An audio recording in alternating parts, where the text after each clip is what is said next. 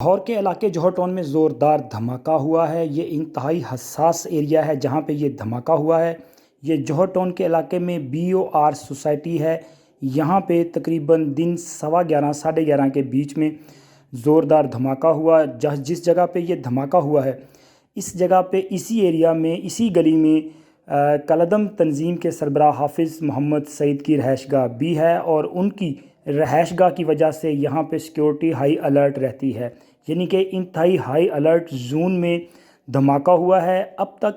کی اطلاعات کے مطابق دھماکے کی جو نوعیت ہے اس کا تعین نہیں کیا جا سکا۔ ابھی تک فرانزک ماہرین، پولیس اور بم ڈسپوزل سکواڈ سمیت دیگر جو سرکاری محکمہ جات ہیں اور ان کے اعلیٰ ترین حکام ہیں وہ یہ تعین ہی نہیں کر پا رہے کہ آیا دھماکہ کس نوعیت کا ہے۔ کیا یہاں پہ پلانٹڈ دھماکہ کیا گیا، بم بلاسٹ کیا گیا،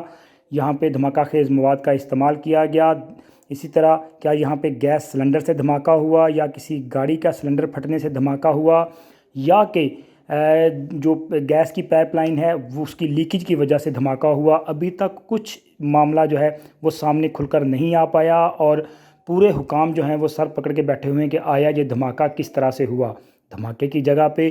3 مختلف چیزیں جو ہیں وہ بری طرح سے تباہ ہوئی ہیں۔ ایک موٹر سائیکل ہے جو بری طرح سے پھٹ چکی ہے، تباہ ہو چکی ہے، اسی طرح ایک رکشہ ہے اور ایک کار بھی یہاں پہ موجود ہے جو کہ بری طرح سے تباہ ہے۔ ان تینوں چیزوں کو دیکھتے ہوئے یہ اندازہ، یہ قیاس کیا جا رہا ہے کہ یہاں پہ دھماکہ جو ہے یہ ان 3 چیزوں کی وجہ سے ہوا ہے، لیکن اس کے ساتھ ساتھ یہاں سے گزرنے والی ایک گیس پائپ لائن جو ہے وہ بھی پھٹی پڑی ہے اور وہاں بھی آگ لگی ہے۔ تو اس پر یہ چوتھا معاملہ ہے کہ کیا گیس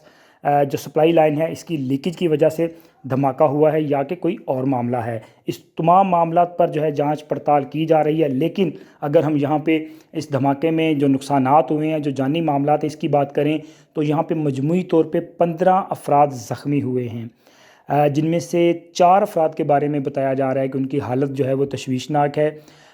تقریباً 6 سے 8 لوگ ایسے تھے جن کو بہت معمولی نوعیت کے زخم آئے، اور ان کو یہیں پہ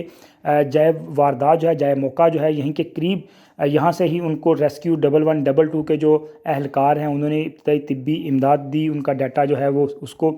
کا اندراج کرنے کے بعد ان کو گھروں کو جانے کی اجازت دے دی گئی ہے، جبکہ باقی جو افراد ہیں ان کو قریبی جو سرکاری ہسپتال ہے وہاں پہ منتقل کر دیا گیا ہے اور ان کو وہاں پہ طبی امداد دی جا رہی ہے،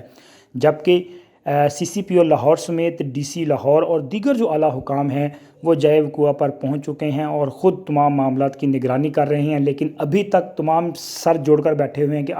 آیا یہ دھماکہ جو ہے کس نوعیت کا ہے، کیا یہاں پہ دھماکہ خیز مواد استعمال کیا گیا ہے یا نہیں۔ لیکن جائے وقوع پر جو ہم نے دیکھا اس کے مطابق معاملات جو ہیں وہ کافی مشکوک ہیں، یعنی کہ